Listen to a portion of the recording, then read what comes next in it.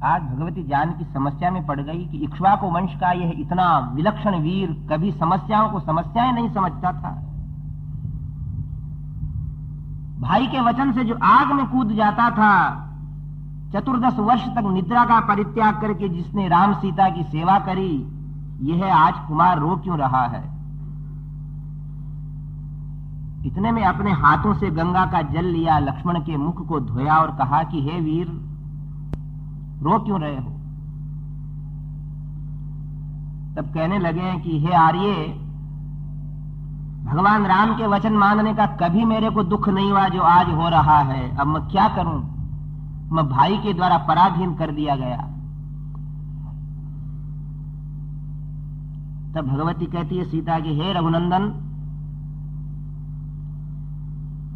आप अपने बड़े भाई के द्वारा बाध्य किए गए हो। ये वो संस्कृति है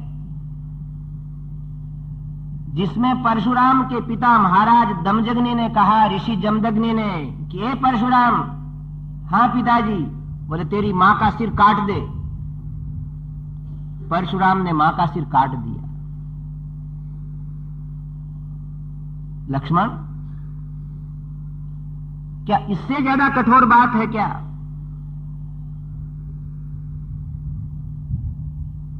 इसलिए तुम्हें तुम्हारे भाई ने जो कुछ कहा है, मैं अयोध्या की राजरानी तुम्हें आज्ञा देती हूं कि तुम कह दो। सारी शक्ति को एक साथ लक्ष्मण ने जुटाया और कहा कि हे आर्य, मेरा अपराध क्षमा हो। प्रजा नरेश अयोध्याधिपति सम्राट महाराज श्री रामचंद्र प्रभु ने अपवाद से, निंदा से डरते हुए प्रजा के हित में पक्ष लेकर के आपको यहां त्यागने की बात कही है। आप राजाधिराज रामचंद्र जी के द्वारा त्याग दी गई हैं। समझ में नहीं आया? त्याग दी गई हूं, ये सुनते सुनते सुनते उसी समय नेत्र निमीलित हो गए और जानकी कुछ क्षणों के लिए मूर्छित हो गई। वहां थोड़ी देर में होश आया और कहा कि लक्ष्मण, इस प्रकार त्यागी हुई नारी के लिए मृत्यु के अतिरिक्त और कोई भी वस्तु वर्ण योग्य नहीं रहती। यदि इक्ष्वाकु वंश का ये मेरे गर्भ में रहने वाला तेज यह बीच में विघ्न नहीं होता तो इस समय तुम मेरे को मृत प्राप्त करते। और राम की निर्मल छवि को देखते हुए जानकी रो पड़ी। ए लक्ष्मण,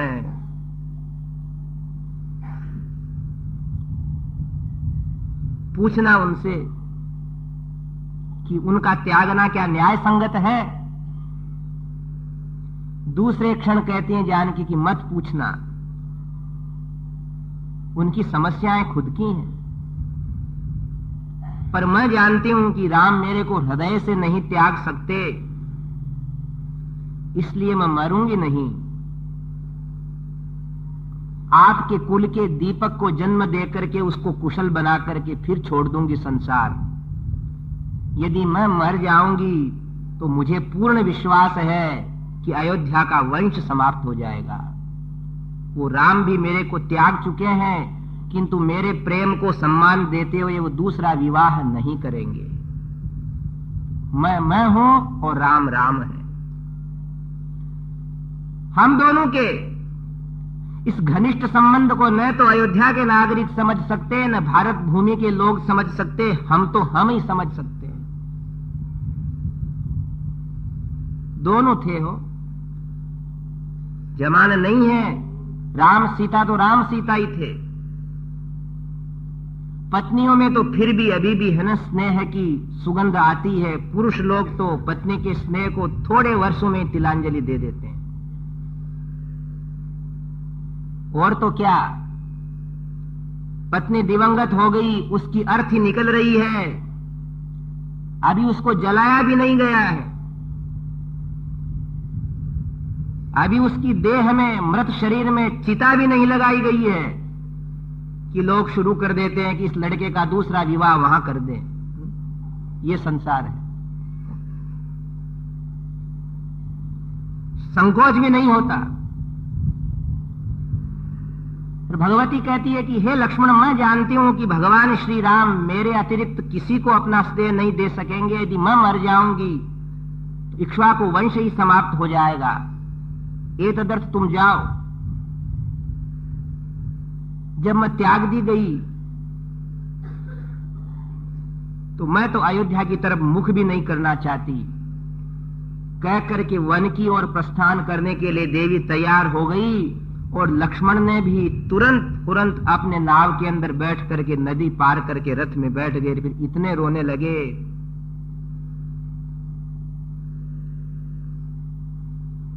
सुमंत्र ने पूछा कि हे सुमंत्र, मेरे को सब कुछ अच्छा लगा किंतु राम जी के ऐसे चरित्र मुझे ठीक नहीं लगते। तब सुमंत्र लक्ष्मण से कहते हैं कि सुमंत्र लक्ष्मण मेरी बात सुनो। श्री राम जय राम जय जय राम, हम श्री राम जय राम जय जय राम। अब सुमंत्र ने लक्ष्मण से कहना शुरू किया कि लक्ष्मण, जब तुम चारों भाइयों का जन्म हुआ था उस समय यहां दुर्वासा महर्षि आए हुए थे। वाल्मीकि रामायण के उत्तरकांड में है सब ये बातें। रामानंद सागर ने भी अपने राम कथा के अंदर ये बातें बताई थी। कई लोग कहते हैं कि सीता त्याग क्या हुआ या नहीं हुआ। कई विद्वान लोग भी कहते हैं कि नहीं हुआ। किंतु रामायण के पश्चातवर्ती भास, कालिदास, भवभूति, इन सब लोगों ने इस घटनाओं को लिखा है। ये प्रजारंजन, लोकाराधन बहुत भयंकर कार्य है, इसकी पुष्टि करने के लिए ये सब हुआ है।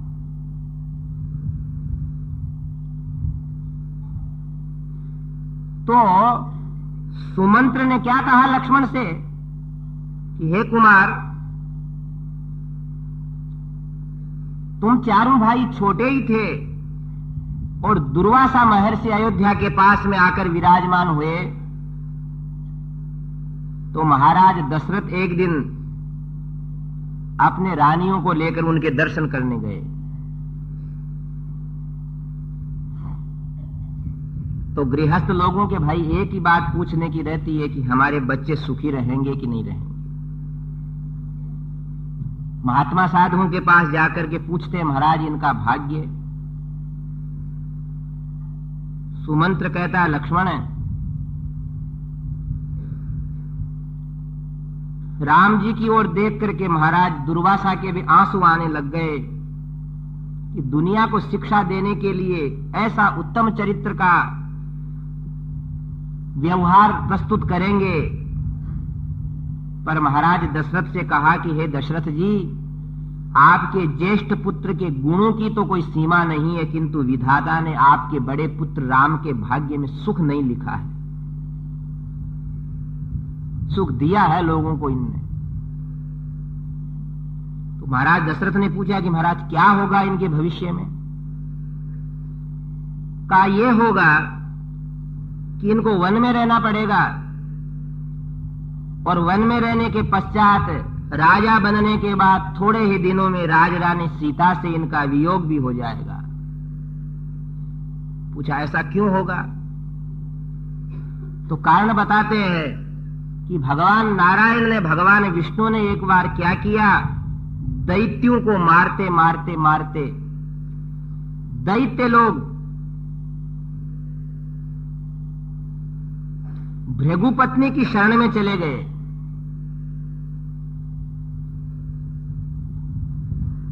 और भगवान विष्णु उनको मारते मारते जब भृगुपत्नी के पास दैत्यों को गए हुए देखा तो भृगु जी की पत्नी का भी सिर काट दिया।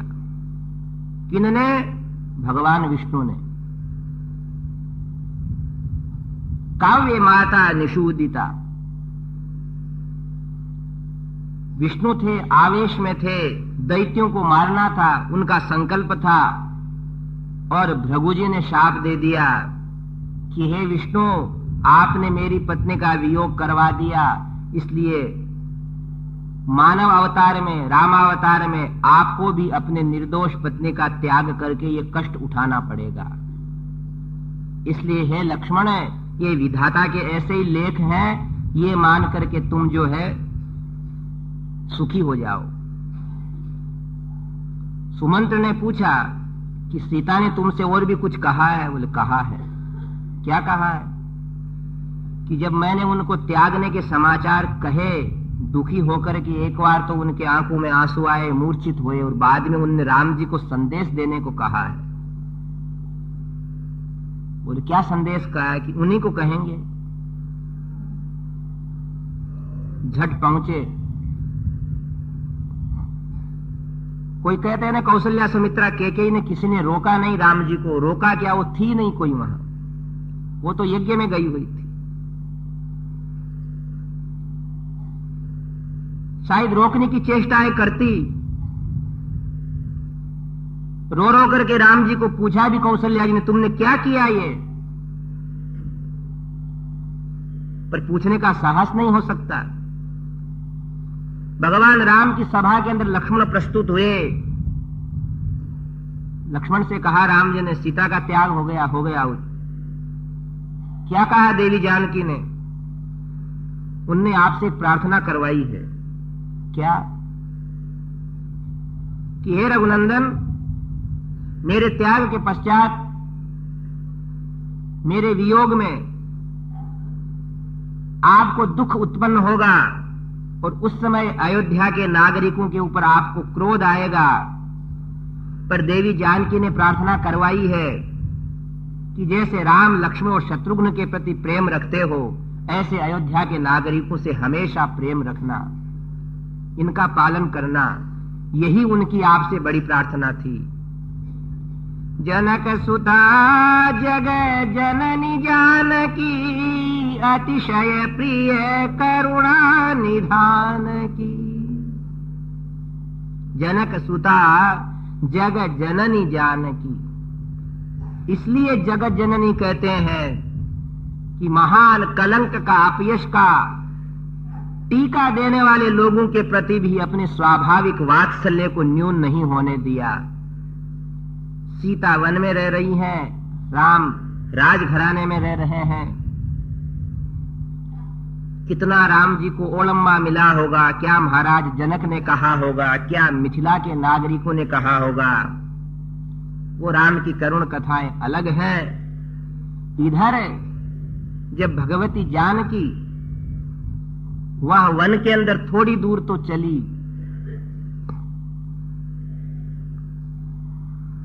कौन वहां उनका?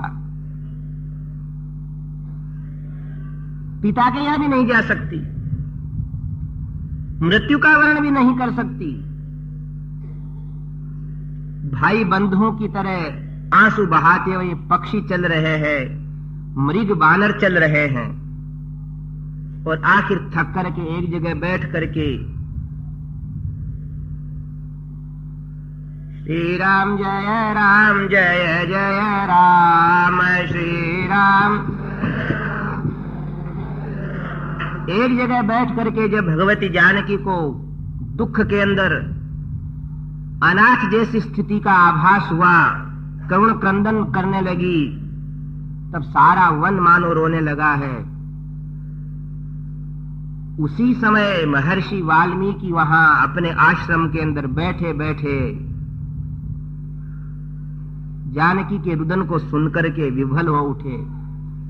तामभ्यगच्छद रुदितानुसारी मुनिः कुशेध्वा हरणाय यातः निषाद विद्धाण्डज दर्शनोत्थः श्लोकत्वमापद्यत यस्य शोकः। साक्षात करुणा की मूर्ति थे वाल्मीकि मुनि। एक पक्षी के क्रंदन से जिनके हृदय में से भगवती सरस्वती उमड़ पड़ी, वो पराम्बा प्रातस्मरणीया भगवती जगज्जननी जानकी के करुण क्रंदन को सुन करके माला छोड़ देते हैं। यज्ञ यागादिक वहीं परिपूर्ण कर देते हैं, और शुभ्र श्वेत जटाजूट धारी साक्षात करुणा के अवतार भगवती सरस्वती के कृपा पात्र महर्षि वाल्मीकि उसी ओर दौड़े जिस तरफ से भगवती जानकी का करुण क्रंदन सुनाई दिया। जानकी जी ने उनको देख करके दंडवत प्रणाम किया।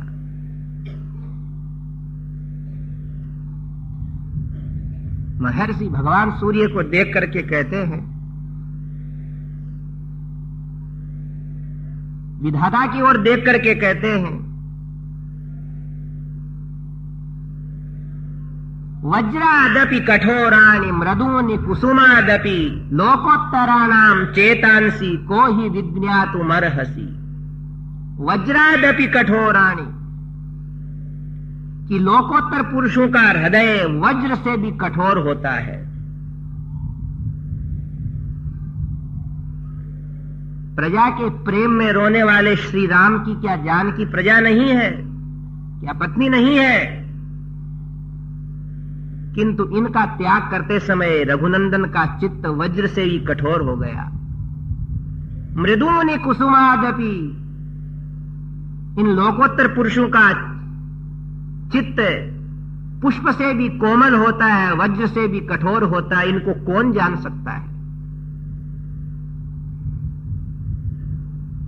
यूं सोचते सोचते आगे बढ़े। भगवती जानकी ने अपना सिर उनके चरणों में रख दिया। हे ऋषि, जहां स्थान होता है पति का, वहां से तो मुझे त्याग दिया गया, और यदि पिता के घर जाऊं और उनसे वो मेरे से पूछें कि बेटी कैसे आई, तो अपने मुख से ये भी नहीं कह सकती कि मेरे को त्याग दिया। आप ही मेरे सब कुछ हो। इतना कहते से ही तो महर्षि की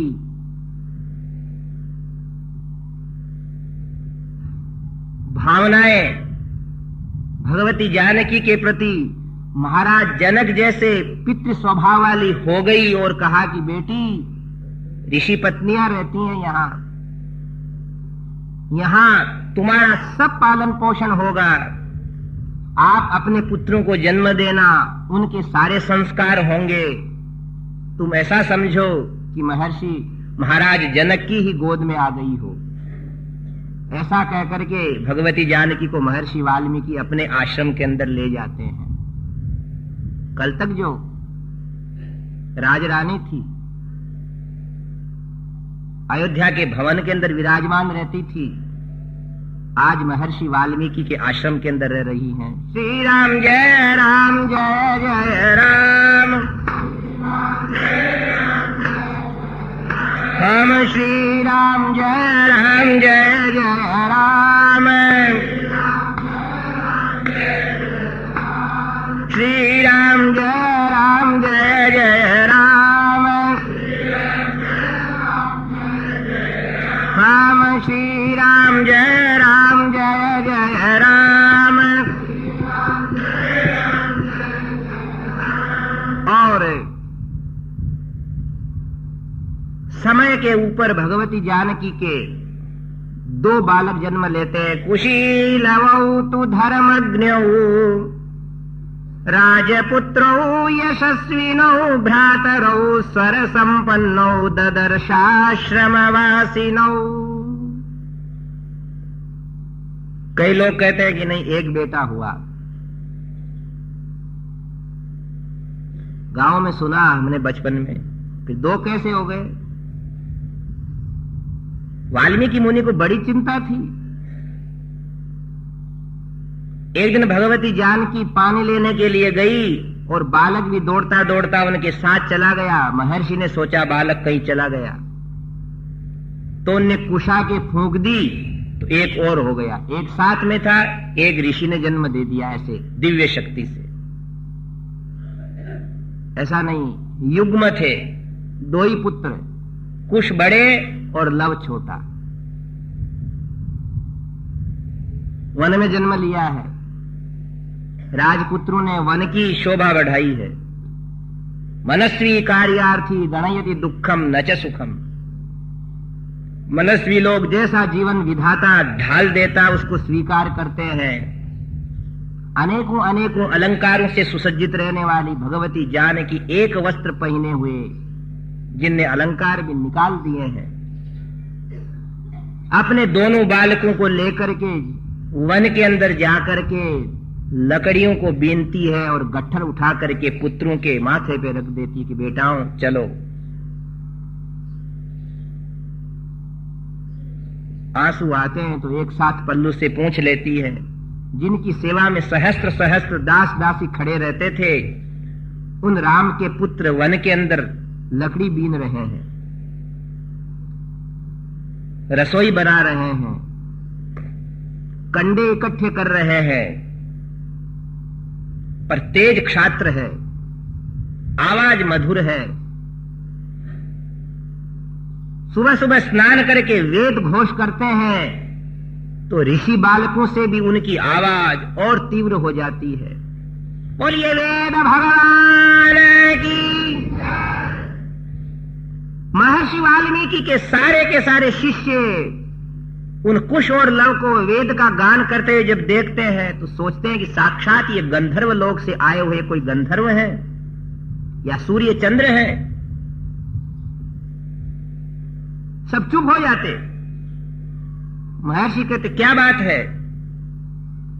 तब सारे महर्षि के शिष्य बोलते कि हे गुरुदेव, क्षमा करें हमारा अपराध।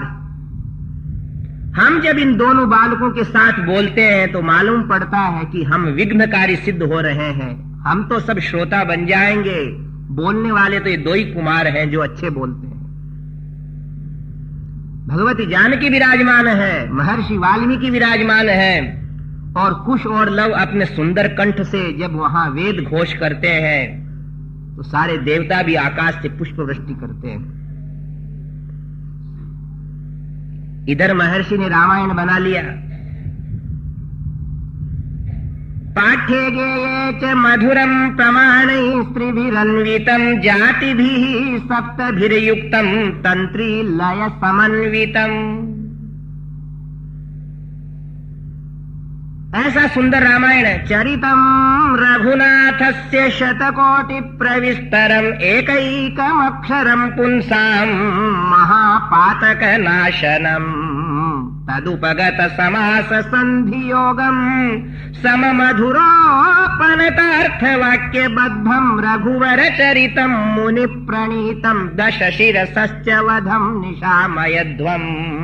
वाल्मीकि गिरि संभूता राम सागर गामिनी पुनातु भुवनम पुण्या रामायण महानदी चरितम रघुनाथस्य।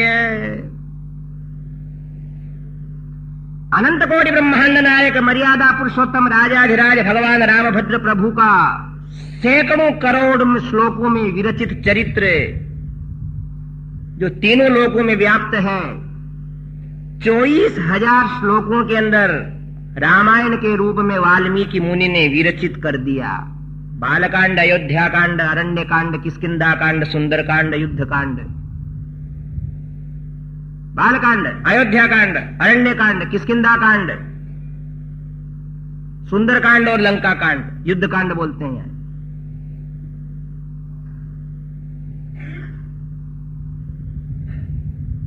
सोचते हैं कि इसको पढ़ाऊं किसको, किसे पढ़ाना चाहिए। उत्तरकांड भी बना दिया।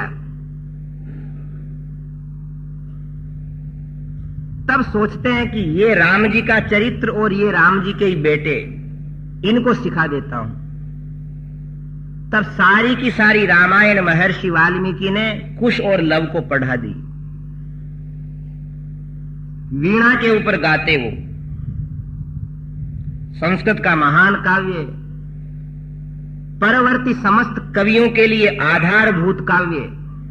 बोल वाल्मीकि भगवान की। अब इस काव्य को पढ़ करके, याद करके दोनों के दोनों कुमार कुश और लव सबसे पहले ऋषियों की मंडली में गए सुनाने के लिए। महात्मानौ महाभागौ सर्वलक्षण लक्षितौ तौ कदाचित् समेतानां ऋषीणां भावितात्मनाम्। असंख्य असंख्य महात्मा बैठे हैं जिनके नेत्रों से शांति की वृष्टि हो रही है। कोई माला फेर रहे हैं, कोई यज्ञ कर रहे हैं, कोई भजन कर रहे हैं, कोई पूजा कर रहे हैं, कोई वेद का पाठ कर रहे हैं। वीणा लिए हुए दोनों कुश और लव उनके बीच में जाकर के सबसे बोल राजा रामचंद्र भगवान की, बस भगवान की जय जयकार करके वो शुरू करते थे। सारे ऋषियों ने उनकी जय जयकार की ध्वनि को सुनते से अपने काम रोक दिए। वाणी ऐसी है कि किसी को भगवान माधुर्य देवे और सरल मन से अपने गुरुजनों के पास अनुशासन में रह करके सीखने वाला व्यक्ति यदि कोई ग्रंथ, काव्य, कविता सुनावे तो दूसरे आदमी की क्या क्षमता है कि कोई काम कर ले दूसरा। किसी कवि ने कहा है, सा कविता सा दयिता यस्याः श्रवणेन दर्शनेन च कवि हृदयम पति हृदयम सरलम तरलम भवति। कविता कौन सी कि जिसको सुनते से ही सुनने वाले दूसरा काम छोड़ दें, और वनिता पत्नी कौन कि जिसके बोलते से ही उसके पति के सारे दुख दूर होकर के उसका मन प्रसन्न हो जाए, मानो वो स्नेह के समुद्र के अंदर स्नान कर रहा है, चिंताएं दूर हो जाए। इसलिए स्त्रियों से कहा है कि वो इस प्रकार का व्यवहार करें कि उनकी उपस्थिति से पति को मालूम पड़े कि उनकी समस्याएं समाप्त हैं।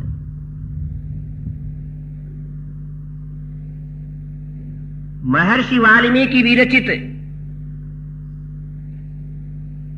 उस कविता का जो ही पाठ शुरू किया, बोलिए राजा रामचंद्र भगवान की, और महात्माओं ने अपना सारा का सारा कार्य छोड़ा। अयोध्या का वर्णन जब उनने किया,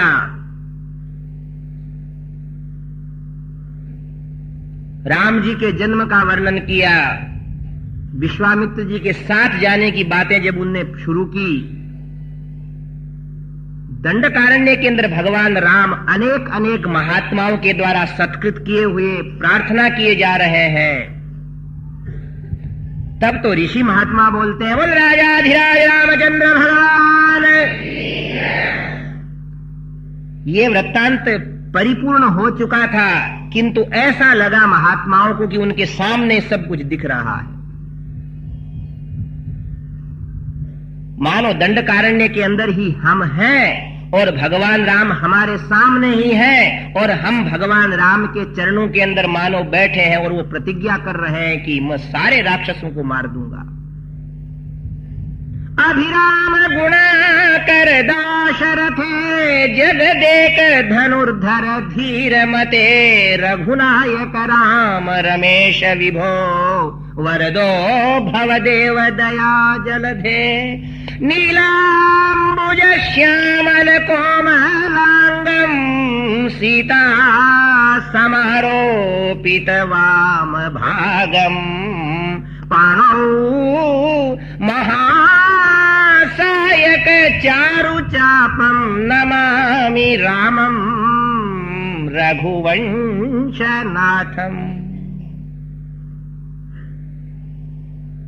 ऋषि महात्मा उन दोनों बालकों की ओर देखते हैं। अरे तपस्वियों, अरे बालकों,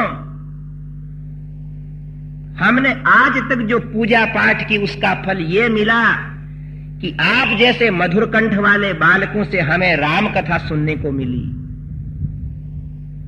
ये हम यज्ञ कुंड के अंदर पूर्णाहुति दे देते हैं। अब तुम जितने दिन सुनाओगे हम राम कथा सुनेंगे और कुछ नहीं सुनेंगे। पशु पक्षी नर नारी एकत्रित होकर के उन कुमारों के द्वारा गाए जाने वाले उस रामायण चरित्र को सुन रहे हैं। साक्षात दिख रहा सब चरित्र। पूरी हुई कथा। बोल रामचंद्र भगवान की। श्री राम जय जय राम। राम श्री राम जय जय राम। अब कथा पूरी हुई, आनंद के अंदर निमग्न थे। भगवान राम जी का अभिषेक देख रहे थे कथा के अंदर। सीता राम लक्ष्मण भरत शत्रुघ्न संग चारु भ्राता जगमग ज्योति विराजे शोभायति भारी। ओम जय जानकी नाथा। वैदेही सहितं सुरद्रुमतले हैमे महामण्डपे मध्ये पुष्पकमासने मणिमये वीरासने संस्थितम् अग्रे वाचयति प्रभञ्जन सुते तत्त्वं मुनिभ्यः परं व्याख्यान्तं भरतादिभिः परिवृतं रामं भजे श्यामलम्। रामं भजे श्यामलम्। बोलिए राजाधिराज अयोध्यानाथ भगवान की। और अगस्त्य वशिष्ठ विश्वामित्र वाल्मीकि सारे ऋषि महात्मा अयोध्या के दरबार में विराजमान है। भगवती जानकी पास में विराजमान है। भरत शत्रुघ्न चंवर डुला रहे हैं। हनुमान जी चरणों में बैठे हैं।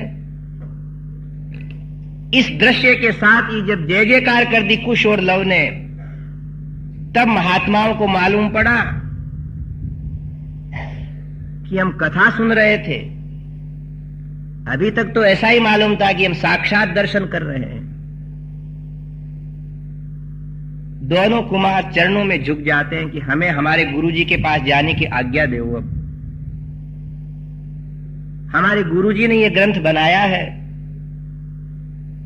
और हमसे आज्ञा दी थी कि सबसे पहले महात्माओं को सुनाना। हो ध्यान देना।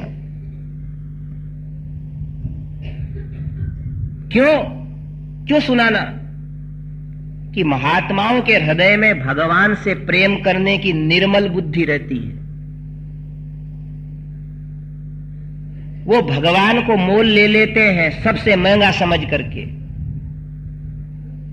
जैसे मीरा ने मोल लिया ना, कोई कहे सूंगो कोई कहे मूंगो, लियो है तराजू में तोले, मायरी मैंने लियो रे गोविंदा को मोल।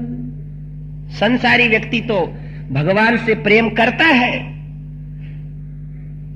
3 घंटे 4 घंटे भगवत प्रेम है, पर घर जाते से ही घर का प्रेम उत्पन्न हो जाएगा। महात्माओं में ये बीमारी नहीं है, और ये बीमारी जिनमें है वो महात्मा नहीं है।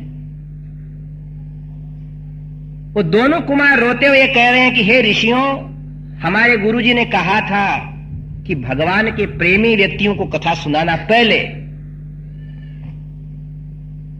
हमको भी बहुत आनंद आया कहने में, और आप लोगों ने भी हमसे प्रेम से सुना, हम कृतार्थ हुए। पर सज्जनों, यही भारत देश है,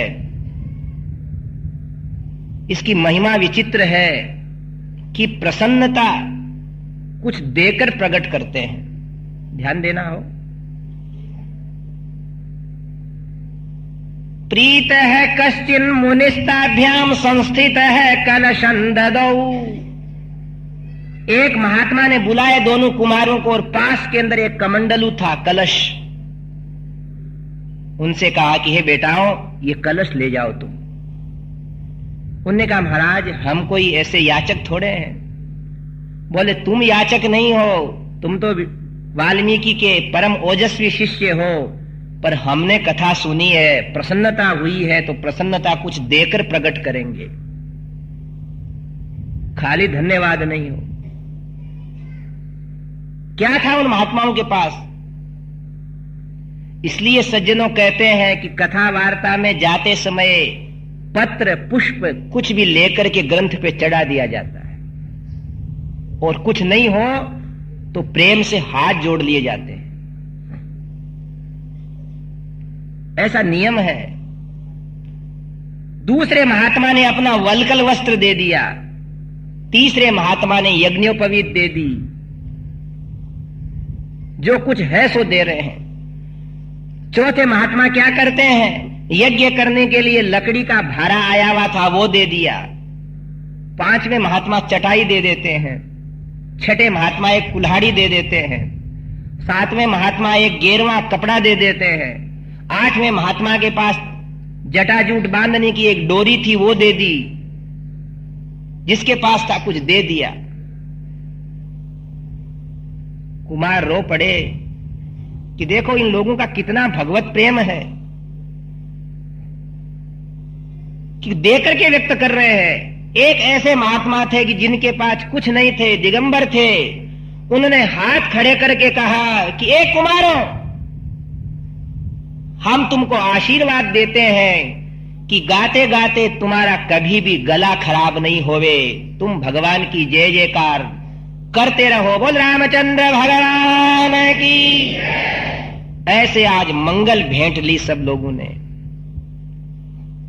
और उन बालकों ने भी परिक्रमा करके उसमें से एक एक चीज ले ली, बाकी महात्माओं को दे दी कि महात्माओं आपका आशीर्वाद ही हमें बहुत है। भारत के अंदर ऐसी प्रथाएं थी, ये ऐसे शासन आ गए जिससे न तो कथा कहने का अवसर रहा, नहीं तो हर मंदिर के अंदर एक एक व्यास, एक एक पुजारी रोज कथा बांचते, सुनने वाले आते, पत्रम पुष्पम भेंट कर जाते, रोज कथा सुनने को मिलती, रोज आनंद बरसता। तो सबसे पहले कथा कहां गाई? ऋषियों के सामने। इमौ मुनि पार्थिव लक्षणान्वितौ कुशीलवौ चैव महातपस्विनौ ममापि तद्भूतिकरं प्रचक्षते महानुभावं चरितं निबोधत। अयोध्या ही पहुंच गए। सरयू के नीरे तीरे अयोध्या नगरी, रामचंद्र अवतारायण, श्रीमन नारायण नारायण नारायण। लक्ष्मण ने कहा कि महाराज दो मुनि कुमार आए हैं,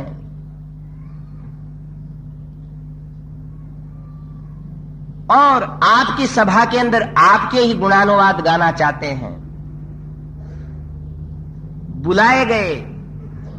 भगवान राम जी सिंहासन के ऊपर बैठे, भरत शत्रुघ्न लक्ष्मण विराजमान हैं, अयोध्या के नागरिक हैं, और दोनों वीणा लिए हुए रामायण गाते हैं। और जो कुछ उन्होंने वहां गाई है उसी का उपन्यास प्रवचन होने वाला है कि उन्होंने क्या गाया।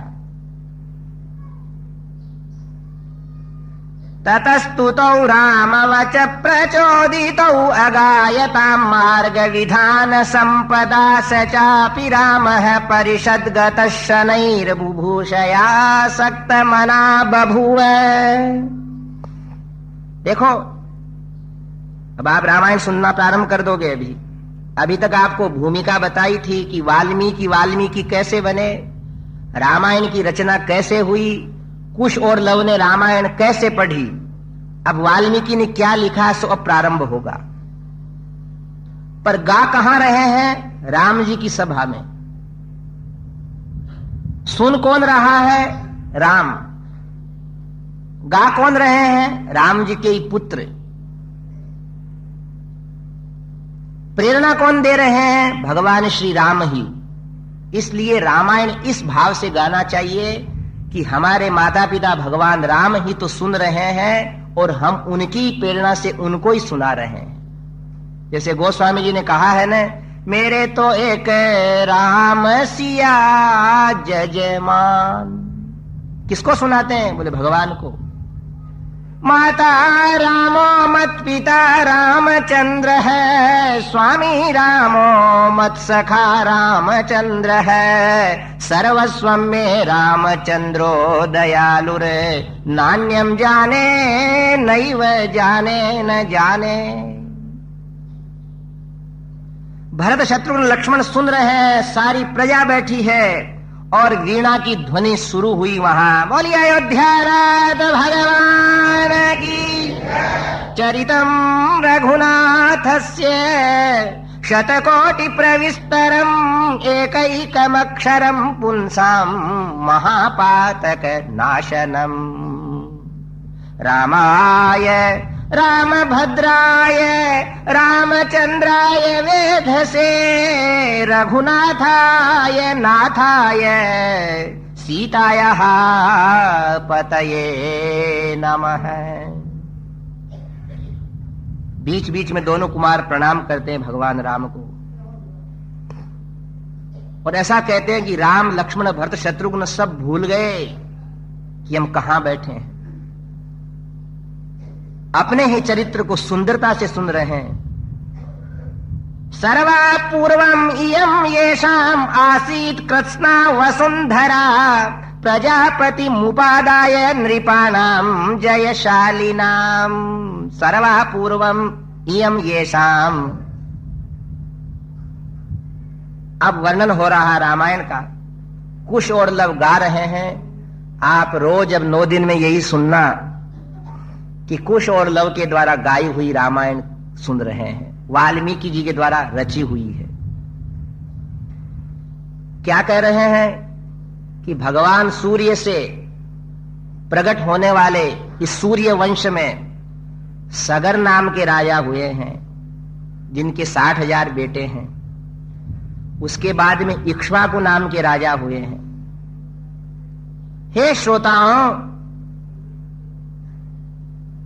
कुश और लव अपना हाथ हिला करके कहते हैं कि उन्हीं वंश के अंदर ये रामायण नामक दिव्य चरित्र है। हम समस्त राजाओं का क्या वर्णन करें।